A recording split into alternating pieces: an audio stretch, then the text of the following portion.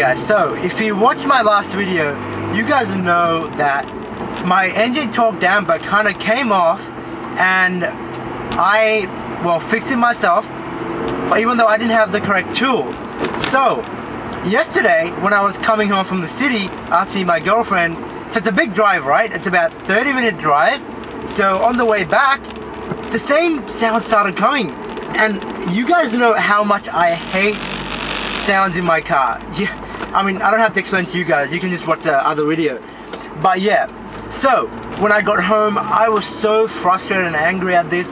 I just took my engine damper off completely. I just took it off. And to go even further, you know, I put it up on Gumtree. So if you guys don't know Gumtree, Gumtree is the Craigslist of Australia. So if you want to sell something, quickly you put it on there. Alright, so I was that mad, I put it up for sale. And you know, it's a genuine spoon product. So obviously I've got about 5 people messaging me in less than 30 minutes. And while that's happening, I was like, I want to go for a little drive and see what the car feels like without the engine damper. Because I've had my car for about 8 months now, and I put this engine damper about 6 months ago. So a majority of my time that I had this car, I've had the engine damper. Yeah, so I went for the drive without the engine damper to my friend's house, and the car just felt weird, you know, the car felt off. It wasn't as agile. Well, I know engine dampers don't really change numbers of a dyno or like a track, but like the feel of the car was completely different to me. So I really didn't like it. So when I got home, I was like, you know what, I'll put the engine damper back in. And this time, instead of going street spec, I went to track settings. So track settings are meant to make the effects of the engine damper a lot more, which I haven't done before. So I was like, you know what, I'll give it a go and I'll try it. So I did try it, and guys, I gotta tell you, it was a complete different story to what I had before. I had the car on street settings for 6 months, and yeah, I mean, it was fine. Like, yeah, if I felt like it helped me, but with the track setting, the effects were instant, guys. I seriously felt like the car was a whole different, like, an animal. So I went and picked up my friend Nishan, and the second he got in the car, he noticed the difference. And then he was like, dude, how come your car's power delivery is so much smoother than before? And like, even him, who's been in the car for about 30 seconds, realized that track setting actually made a big difference. So the thing is, not all engine dampers have the ability to be able to, like, you know, change the strut damper settings. So with Spoon or Jace Racing, you really have a lot more control than anything that you buy. But the thing is, they're a lot more expensive. Alright guys, so if you have a look at the Spoon engine damper, it's not just a damper. So it's got the engine damper right here, and also a front strut bar. So it's meant to do a lot more than what you would expect a generic engine damper to do. Alright, so I've searched up things that people think on the internet that an engine damper should do. Alright, let's go through them. Alright, so first one, the greatly improved off-the-line acceleration. In my opinion, it really helped me. It tightened down the engine, the movements when the car like launches.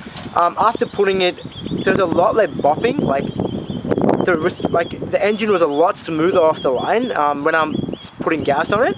Alright, second one, reduced wheel hop. The car originally didn't have any wheel hop anyway. So this front strut bar, it really helped me in cornering and under a lot of pressure. That's kind of the things that helped me with. And the other thing that and the third one is improved what the hell? Improved vehicle stability. In my opinion, this is the main thing the strut actually does. Because when the engine is under strain or stress and getting revved higher, because it's a really high revving engine, this engine damper really keeps it in one place and stop it from moving, well, like wasting energy on the engine movements. Especially because now mine is in track settings. It really does make a big difference.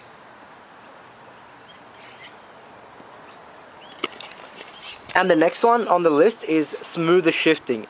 I totally agree with this. Not when the car is just driving normally, but when you're actually pushing the car, a downshifting and normal shifting just feels a lot more smoother. I can guarantee you that.